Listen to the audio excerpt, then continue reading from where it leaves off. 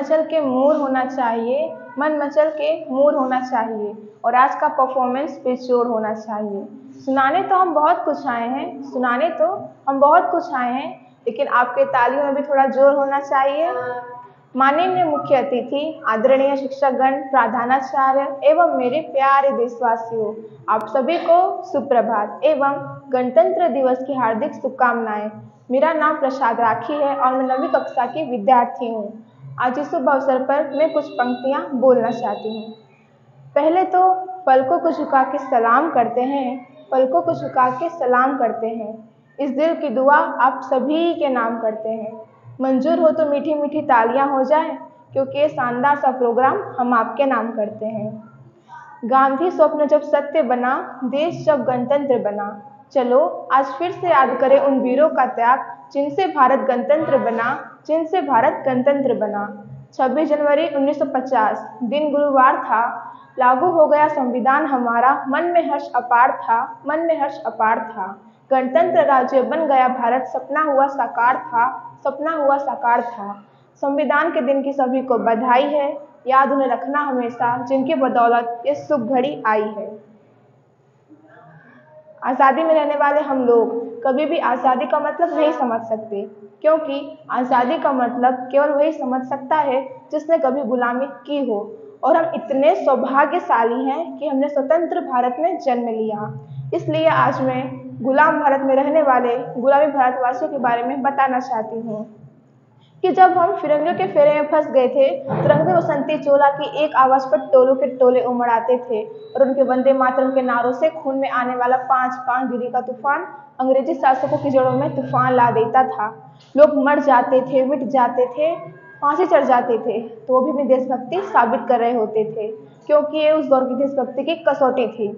परंतु वर्तमान काल में फेसबुक और व्हाट्सएप की डीपी को तीन रंग में रंगना और साल में 2 बार हाथ में तिरंगा ले लेना ही देशभक्ति माना जाता है। फिर प्राचीन काल में अपने परिवार, अपने समाज और अपने देश के लिए समर्पण का भाव था देशभक्ति, और हर देशद्रोही के जीवन में ला देने वाला तूफान था हमारी सच्ची देशभक्ति, ताकि हर देशद्रोही समझ सके कि अगर तू परिंदा है तो ये आसमान तेरा है, अगर तू परिंदा है तो ये आसमान तेरा है, अगर तू दरिंदा है तो ये शमशान तेरा है। भाईचारे से रहना है तो रह इस भारत माता की भूमि पर, वरना ये कब्र भी तेरी है और एक कब्रिस्तान भी तेरा है और एक कब्रिस्तान भी तेरा है। लेकिन एक देशद्रोही से ज्यादा देशभक्ति तब आहत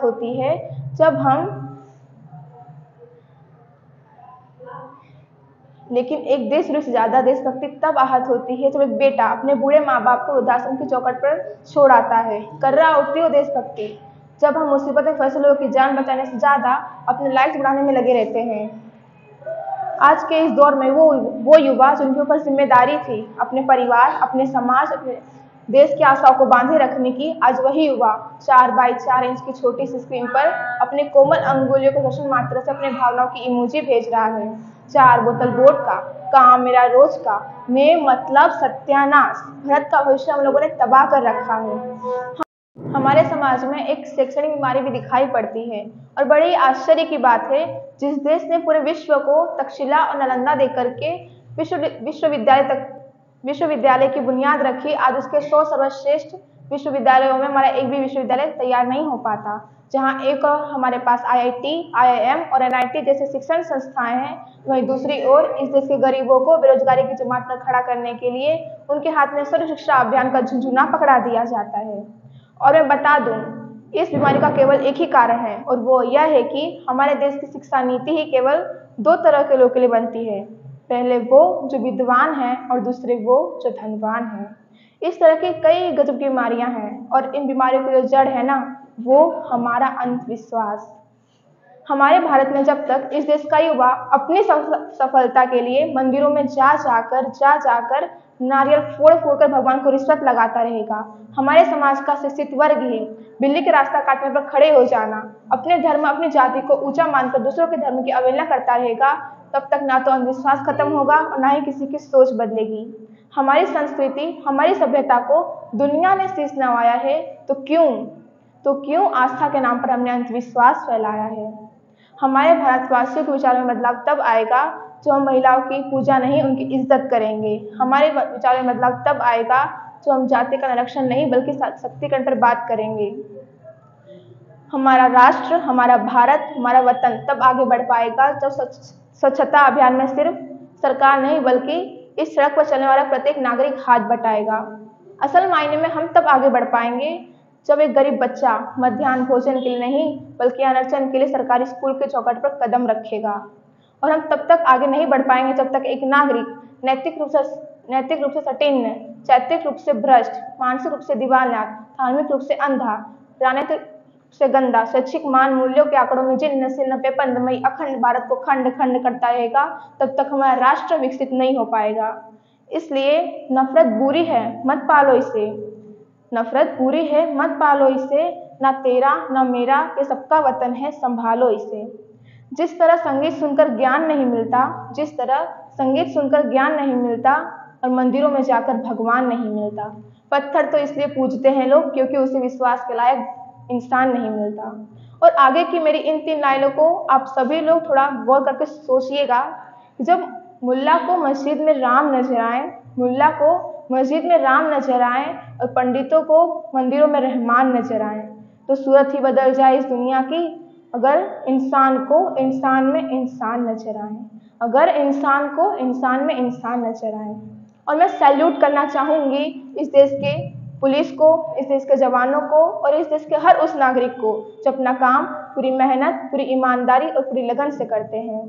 और हम सभी को तहे दिल से सैल्यूट करना चाहिए उन सभी वीर जवानों को, उन सभी शहीद जवानों को और हमारे देश के सभी देशभक्तों को, क्योंकि वो हंस के मर गए अपने देश की शान के लिए, वो हंस के मर गए अपने देश के शान के लिए।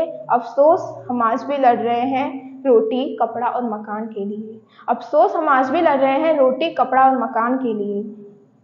जिस जिंदगी को हमने फिक्र में जिया, जिस जिंदगी को हमने फिक्र में जिया, उसी जिंदगी को उन्होंने फक्र से जिया। बस अंतर इतना था कि हम जिए वेतन के लिए और वो जिए वतन के लिए। और अंत में मैं बस इतना कहना चाहती हूँ कि मेरा हिंदुस्तान महान था, महान है, महान रहेगा। हमारा हिंदुस्तान महान था, महान है, महान रहेगा। और अगर होगा हौसला सबके दिल में बुलंद तो एक दिन सारा जहान जय हिंद कहेगा, क्योंकि सारे जहां से अच्छा हिंदुस्तान हमारा, सारे जहां से अच्छा हिंदुस्तान हमारा। हम बुलबुलें हैं इसके, ये गुलसिता हमारा। जय हिंद, जय भारत।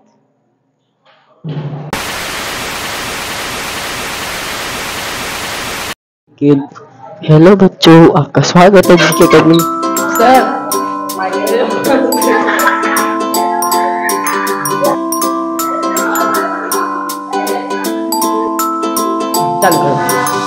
हेलो बच्चों, आपका स्वागत है जीके अकेडमी में। आज हम पढ़ाने जा रहे हैं आपको ये मोड़ा बनाते हैं नाम सुनाने तो